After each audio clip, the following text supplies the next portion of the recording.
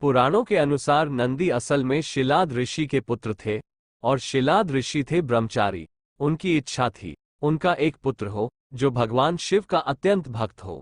शिलाद ऋषि भगवान की घोर तपस्या में लीन हो गए। भगवान शिव ने शिलाद ऋषि से कहा, मांगो, क्या वर मांगना चाहते हो।